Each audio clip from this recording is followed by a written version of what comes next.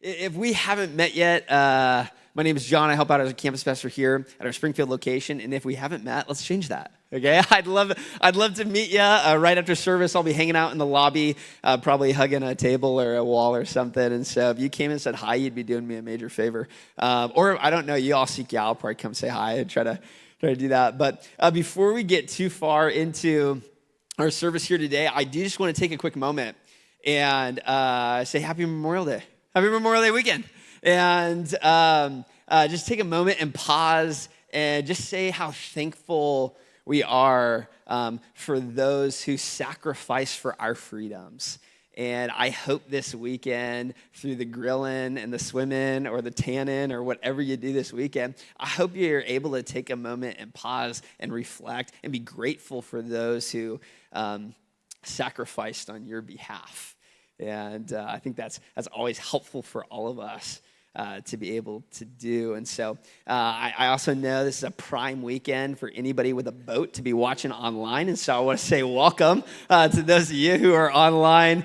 We are jealous, but in the room, despite the temperature we feel right now, we got beach vibes on our mind, okay? Because we are in a series called Beach Attitudes. So I got to be careful when I say that, all right? I don't want to let my tongue slip on any words there, all right? But beach attitudes, because we're talking about the Beatitudes, and we're walking through this series all about the Beatitudes, which is the beginning part of the Sermon on the Mount that Jesus gave. It's this famous sermon, and it's interesting. It's called the Sermon on the Mount because Jesus, he went up on a mountain and he gave this sermon, and so that's pretty, it's pretty cool. But the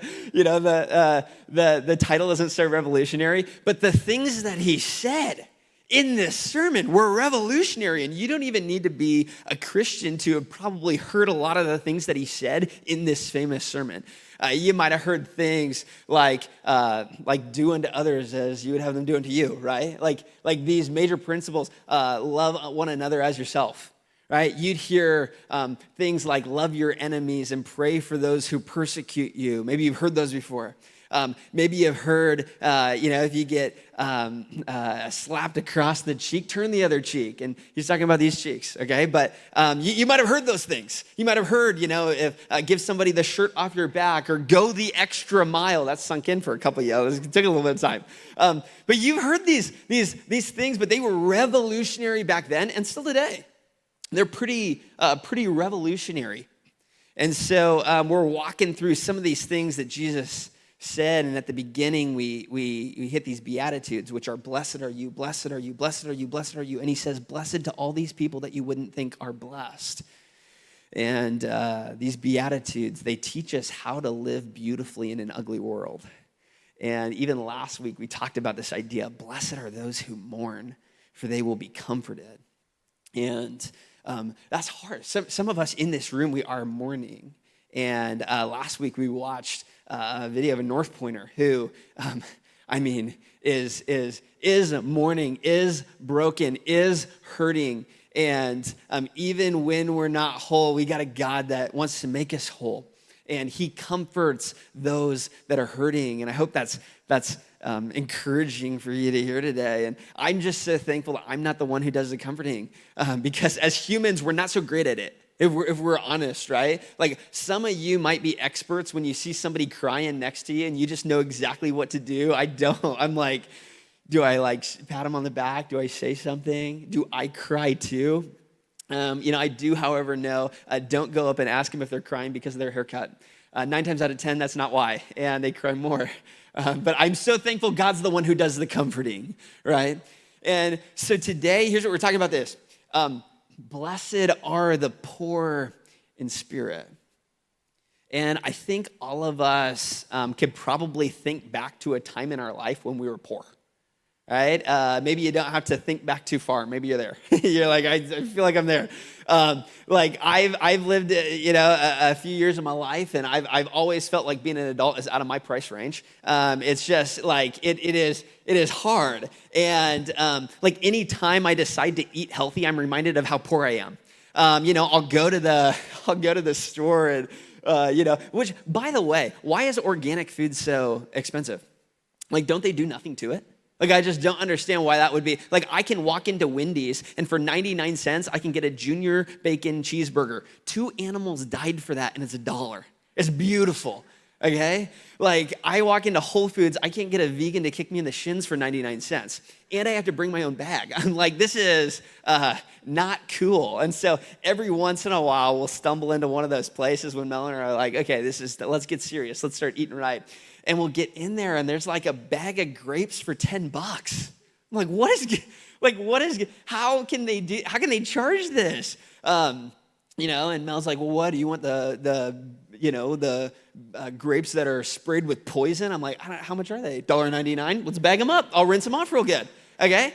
That's a financial decision I have to make right there. I remember back when I was the poorest I've ever been, and it was right out of college. I move into an apartment, and it's 6 guys in a 3-bedroom apartment. You can smell it now. And we were living there, and in order to save money, because I was broke, all right? In order to save money, what I started doing was I started making cocktails. And some of you are judging me right now, okay? It's not the same cocktails you would think, all right? These are a little bit different cocktails. These are like, anytime I'd run out of something, I would just like make a concoction that makes it last longer. So anytime I'm showering, right, and I run out of shampoo, what would a normal person do? They'd go buy more shampoo. Not I, okay, because I'm poor, remember? And so what I would do is I would make a little cocktail. I'd mix in a little bit of water there. I'd give it a little, shake, and now you got 30 more days of shampoo. It's awesome. All right, this was right around the time I started dating my wife, Mel. And again, 6 dudes, 3-bedroom apartment, 1 bathroom. Under no circumstance should she ever come over and use our bathroom. I think outside's a better option.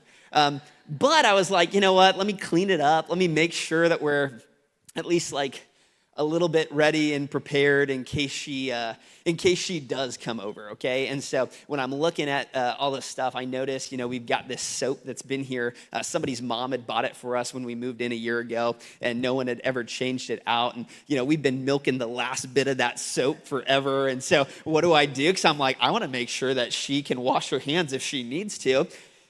I make a little cocktail, you unscrew it, you mix in a little bit of water, give it a little shake, and there you go. Sure, it doesn't kill 99% of germs, but it's all right, okay?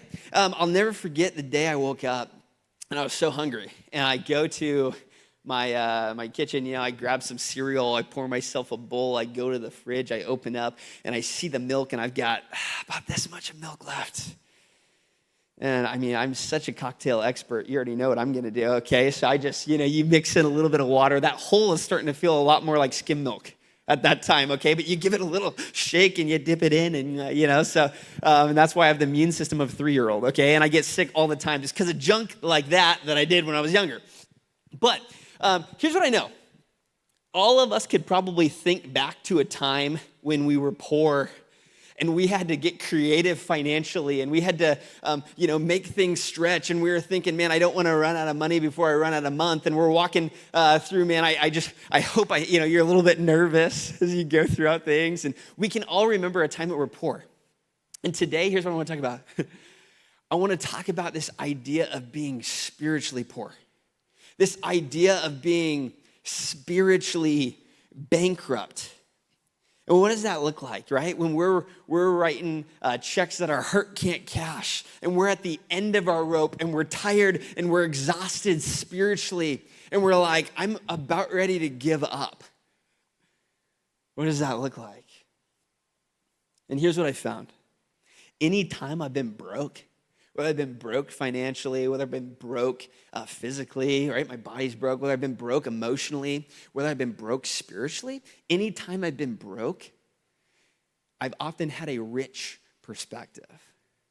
And one of the things I wrote down that I think is helpful for us today is that you can be led by a false south or a true north. Both can lead you, okay? You can be led by a false south or a true north. And here's what I mean, okay? You can be motivated and propelled and moved by something good that's happening in your life. And you can be motivated and propelled and moved by something bad in your life. Both can equally shape you, okay? Like when you think about maybe your parents growing up. Maybe for some of you, you had amazing parents. Those parents were great. Those parents cared about you, and they loved you, and they respected you, and they made moments special with you. It was awesome. And then when you became a parent, you're like, I want to make sure my kids get to experience all those things that I got to experience because I remember how important those were for me. Maybe on the other hand, you had parents that weren't so awesome, and they were selfish, and they were self-centered, and they constantly name call, and they weren't the type of parents that were helpful. It was a very dysfunctional family. And so then when you became a parent, you're like, I'm going to make sure all those things I felt as a kid, that my kids don't feel that way, right? Some of us have had to be led by a south instead of a north. Maybe it's a boss that you got. You got a really good boss. Like you've just been blessed to have really good leaders in your life that have encouraged you and developed you, and they led from their security. And they're constantly giving you credit and giving you ideas, and they're just it's such a great environment to work in. And then when you became that leader, you're like, man, I'm just gonna be like them because they were an awesome boss, and so I'm gonna do all the things they did. That's awesome. You're led by a true north. Maybe for others of you, you haven't had that experience, and you've had a terrible boss, and you've had somebody who's led from their insecurities, and they talk behind their coworkers' backs and their employees' backs, and there's someone who's always taking the credit and always giving away the blame, and you've promised yourself, when I become a leader, I'm not going to lead like that. Great. You've been propelled by a false south. Both can lead you. The same thing for marriage. Maybe you've seen a really good marriage and you're like, I want my marriage to look like that. And you've got really good practical handles on how to do that. And maybe for others of you, you've had to work really, really hard at developing these principles and values that you want your marriage to sit on because you have not seen that anywhere else. Great. You've been led by a false south. Whether it's a good experience, whether it's a bad experience, both can move you and propel you into a direction that you want to go. And today we're kind of talking about that idea of something not so great still propelling us in a direction that we want to go. And this is tough because we're talking about being broke spiritually. But when you're broke spiritually, here's what you gain: a really unique perspective. And we want to walk through that perspective today. And it's even fascinating how Jesus sets this up. So remember, it's called the Sermon on the Mount. So Jesus, he goes up on this mountain and he gives this sermon, okay? You won't forget that, all right? That's just implanted in your mind now, okay? But it's likened to this parallel in the Old Testament, where Moses goes up on Mount Sinai and he receives these 10 commandments from God, and he comes down and he teaches the Israelites, here are the 10 rules to live by. And we've heard them, right? Don't murder, thou shalt not, commit adultery or steal or have other gods before me, honor your father and mother, keep the Sabbath day holy, all these good things. And he gave these Israelites rules to live by. Jesus, here's what he does. He goes up on this mountain, and instead of giving people rules to live by, which he doesn't erase the rules. He's not like those don't matter. Okay, no, he came to fulfill the law, not abolish it. So those rules are still great. But he's like, more than the rules, what I'm going to give you, I'm going to give you ways to live. I'm going to give you the reason for those rules. And what I'm going to do is I'm going to talk about your heart more than your actions. And so through these Beatitudes, that's exactly what Jesus is doing. And one of the very first things he says, so as he gets everybody up on the mountain, the very first Beatitude he says is this today. In Matthew 5:3, he says, blessed are the poor in spirit, for theirs is the kingdom of heaven. Blessed are those who are spiritually bankrupt, who are at the end of their rope, for theirs, right? The heaven is theirs. And what's interesting, because when we think about that, when we think about who would be blessed, we'd be like, well, it's the popular. Who would be blessed is the financially rich. Who would be blessed are the people that got it all put together. It's the people that don't need to ask for help. It's the people that have it figured out. It's the people who are pretty self-sufficient. It's the people who you just look at them and they're very intelligent. They figured things out for their own. They're very stable. And you're like, blessed are them. And Jesus is like, He's like, no, this is the underdog manifesto. He's like, blessed are the people who have come to the conclusion that they can't do this thing on their own. Blessed are them. And so let's break this down a little bit, okay? We got a lot of things. Blessed is poor in spirit. Sometimes this is hard to understand and to grasp because it doesn't make a lot of sense for us. But a better translation, right? One translation they give us at least for blessed, or in King James Version, blessed, okay? One translation for blessed would be this idea of happy. Okay? And I don't think it's a perfect translation, but I think we understand happy more than we understand blessed. Like happy are the poor in spirit. And we're kind of, as a culture, we're kind of obsessed with happiness.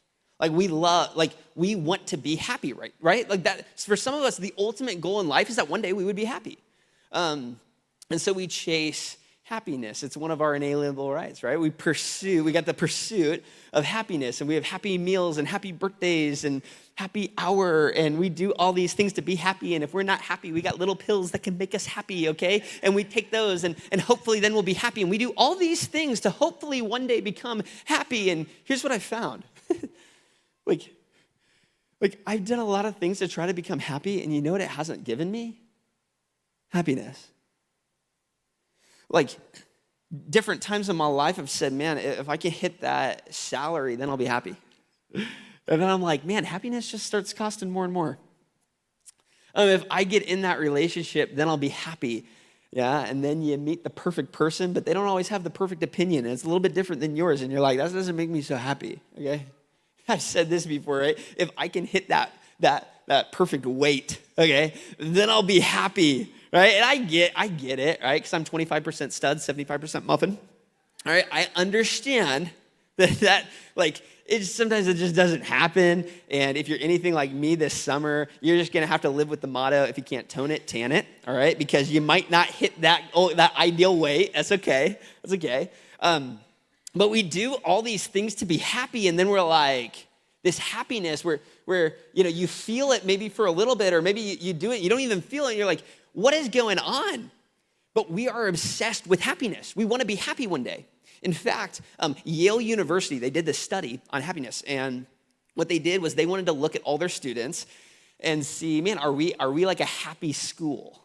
And so they do this study, and they find out there's an increasing number of Yale students who are depressed and anxious and sad, and they ain't happy. And so what they do to combat this is they come up with this class all about how to be happy, and they post it online, and it fills up in seconds.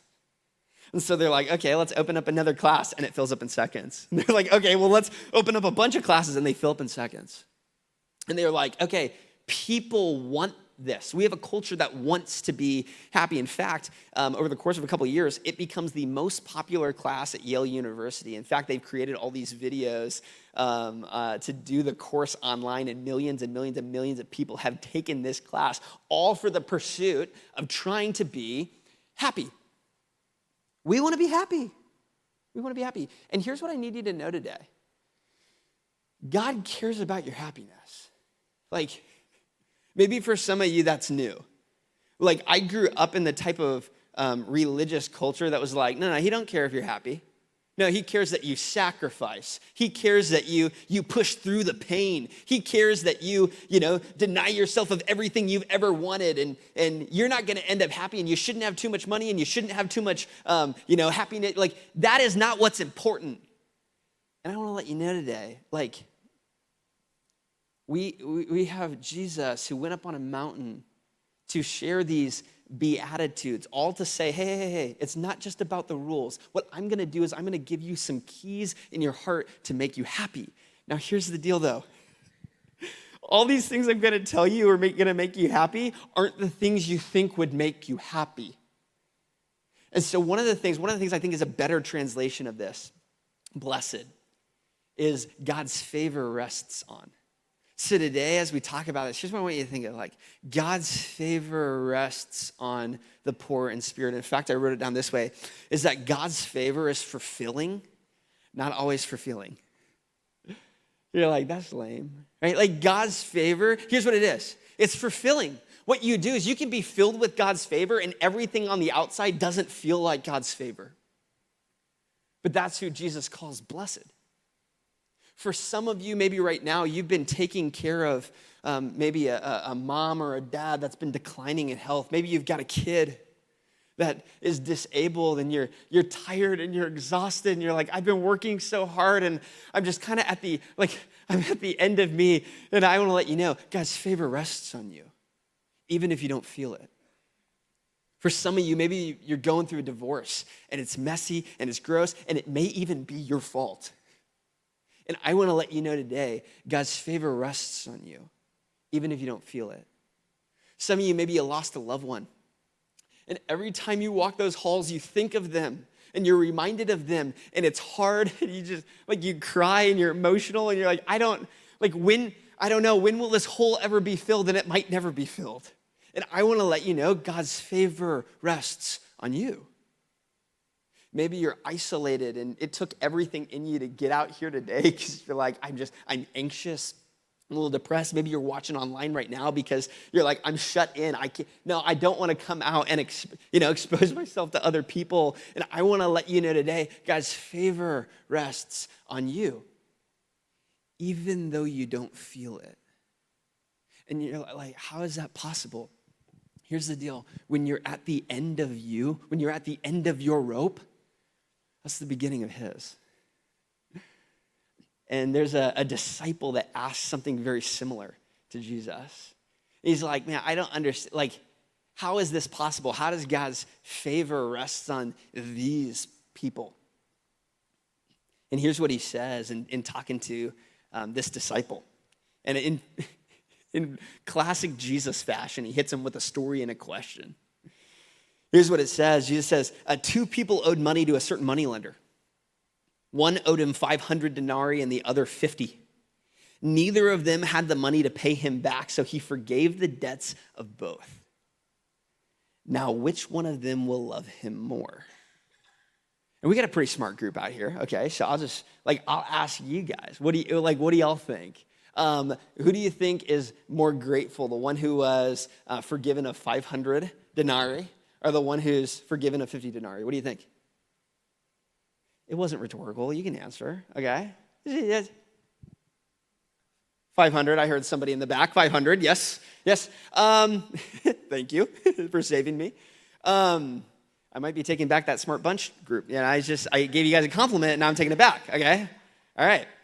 But it's funny, Simon replied. I love the way the disciple replied. It's probably similar to how I asked the question. He's like, I suppose the one with the bigger debt is more grateful. And Jesus says, you have judged correctly. You're like, the one who has the bigger debt, God's favor shouldn't rest on them. He's like, no. Those are the people who understand they couldn't pay this thing back on their own. They need something more than themselves. They needed him. Blessed are those who understand their need for him. For some of you in here today, the worst thing you got going for you is that things are fine. They're fine. Relationally, things are fine. Yeah, you're in a good relationship. It's fine. Financially, you're comfortable. Right? It's just I don't necessarily need anything from anybody else. Things are going good. Right?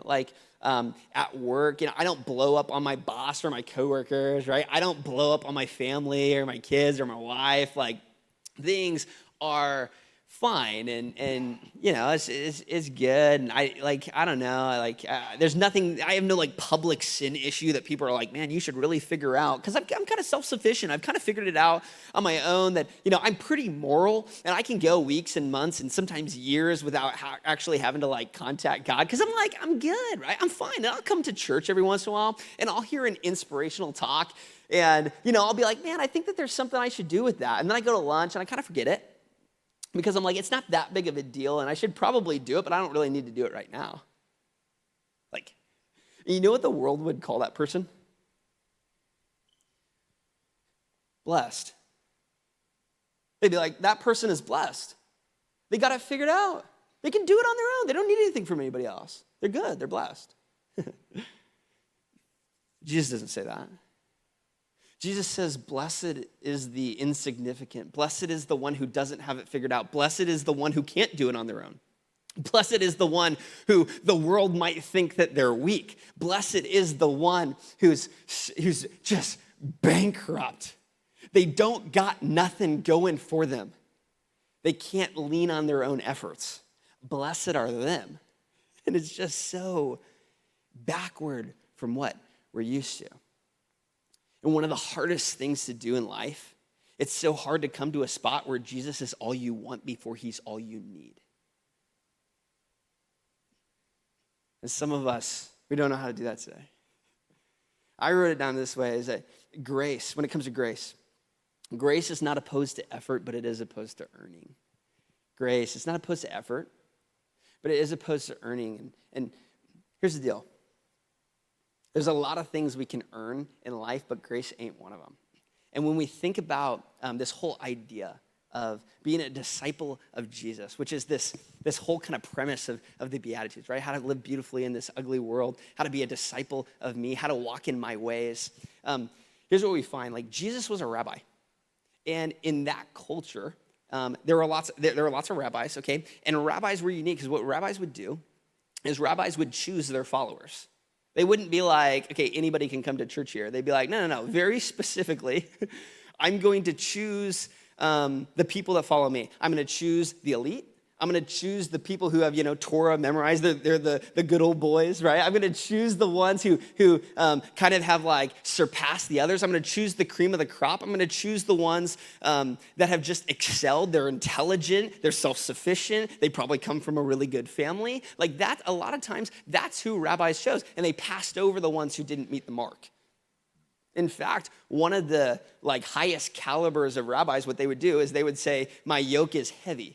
And it's almost like a warning that they would say of like, hold on, you're going to have to earn this. Like, to be a follower of me, I'm picking the best. You're going to have to work even harder than other students, other pupils, okay? Because my yoke is heavy. I'm going to require a lot of you. You're going to have to earn your way here. And with Jesus, which in classic Jesus fashion again, right? Jesus is like, oh, I'm a rabbi, but I'm not like all the other rabbis. Jesus would say things like, whoever wants to follow me can. And even when he picked his 12 disciples, he picked the most unlikely, the most insignificant, the people that are broke financially, broke spiritually, broke relationally. They've been excommunicated. He picked those types of people, and he used language like, my yoke is easy, my burden is light. And you can't earn your tutelage with me. But it is going to take some effort. And what he even says about this was an electrifying thing. He says this, and in Matthew he says, whoever wants to be my disciple, whoever, which no other rabbi would use language like that. He's like, whoever wants to follow me. You don't have to be educated or elite or come from a good family. Whoever wants to follow me, here's what you got to do. You must deny yourselves, take up your cross, and then you can follow me. Here's what he's saying, okay, because it goes right along with this. Blessed are the poor in spirit. Blessed are those who are at the end of their rope. Blessed are the people who don't have any other options other than me, because when you're broke, you get this rich perspective. And I wrote it down this way, is when you stop trying to build your own kingdom, that's when you inherit his. Seriously. Some of you, when you're finally done, you finally hit rock bottom, right? You finally got to a spot you're like, okay, I'm tired of building this thing on my own. That's when you inherit his. And here's what it looks like, okay? Because we've got the type of Savior, right? That's more obsessed, not with your sin, but more obsessed with your surrender. Where you're like, okay, how do we get to a point where even when things are fine in our life, we stop keeping up, we stop covering up, and we give up. Here's what it looks like, okay? It looks like anytime you get to a spot in your life where you're like, I don't have anything left. What you do is you wave the white flag. You find something that's around, okay? And you grab it, okay? And you don't got much to show for it, but you just grab anything in your presence. And you're like, I'm just gonna wave this, okay? And it's something in your life where you're like, I don't got a lot to show for it. I can't brag about much. Maybe it's extra soft, it's got extra comfort, and there's no skid marks. That's all I can brag about, okay? And here's what you do. You find that area of your life where you're like, no, I'm fine. And you say, you know what, God? What I'm going to do, I'm going to wave the white flag. I'm going to surrender it to you. In this area of my life, I'm done building my own kingdom and I want to inherit yours. Blessed are you who do that. And for some of you, that's easier to choose because you're poor. You're like, I'm poor in this area. I've messed it up so bad. God, I don't even know if you want me. He's like, I want you. Just surrender it to me. Wave the whitey-tighty flag, right? It's like sometimes it's like I couldn't even find a flag. That's how broke I am, all right? I just found whatever was laying around right here, okay? And it ain't much, and I understand that. But that's what we have to do. And surrender looks different for each one of us. But that's the part we got to get to, right? For some of us, surrender is going to look like, God, I surrender my life to you. I'm at the end of my rope. Can it be the beginning of yours? For some of you, that's your surrender. For others of you, maybe surrender is going to say, hey, I'm going to surrender my image. God, I've been following you, but I've been following you kind of on my own in secret. And this is the time to wave the white flag and be like, you know what? I'm getting baptized. I'm going public with that. I surrender to you in this area. Maybe others of you, it's time to surrender your pride. Where you'd say, okay, I've been living on my own words. I've been living on my own actions. I've been living on my own. And now it's time to invite in your words through scripture. It's time to invite in your transformation to my heart through prayer. It's time to invite in your people to encourage me to stay on this path. Surrender your pride. Maybe for others of you, it's going to be surrendering your comfort and saying, you know what, I've been pretty arrows in. I've been pretty all about me. I've been pretty selfish. And now might be the time to say, hey, by the way, you don't have to serve at North Point. I don't care. You don't have to serve at the Dream Center, although they'd totally love to have you. Serve somewhere in your community that God leads you.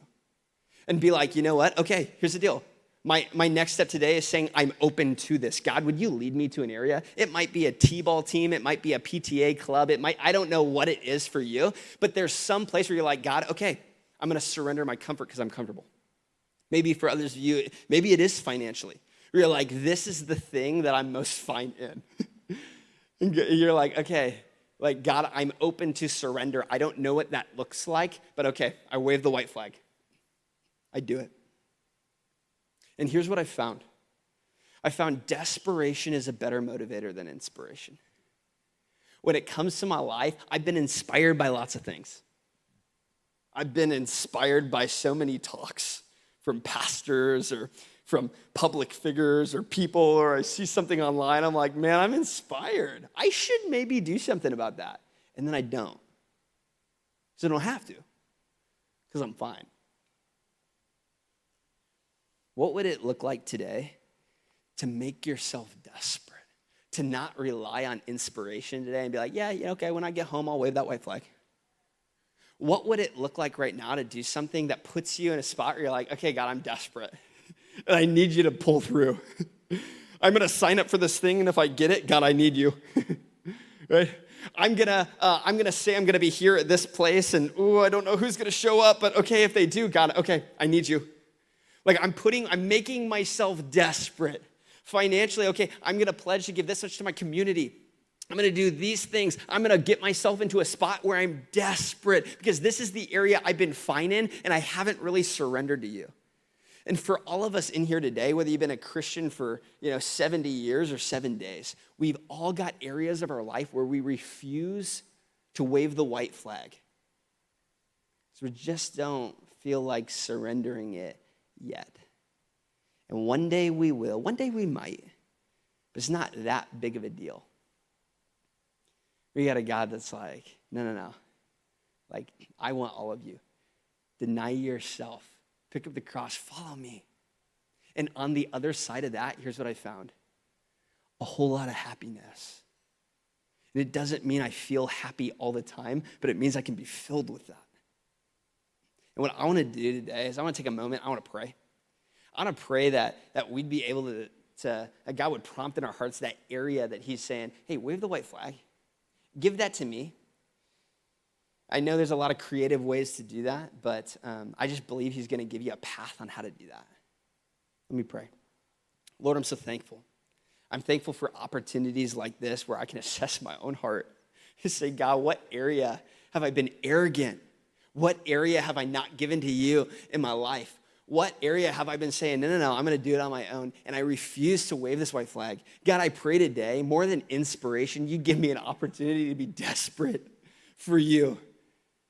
Lord, that we'd be able to tap into that poor in spirit where we're at a spot where we're at the end of our rope. And I know for some of us here today, we're ready to make that commitment. And for others, God, I pray that you'd give us the courage and boldness to make ourselves desperate so that we do it. Because, Lord, I just believe that there's such a blessing. Your favor is on the other side. And even though the world may not think that it's blessed, God, you call it blessed. And there's a blessing that comes with it. In your name. Amen. Amen.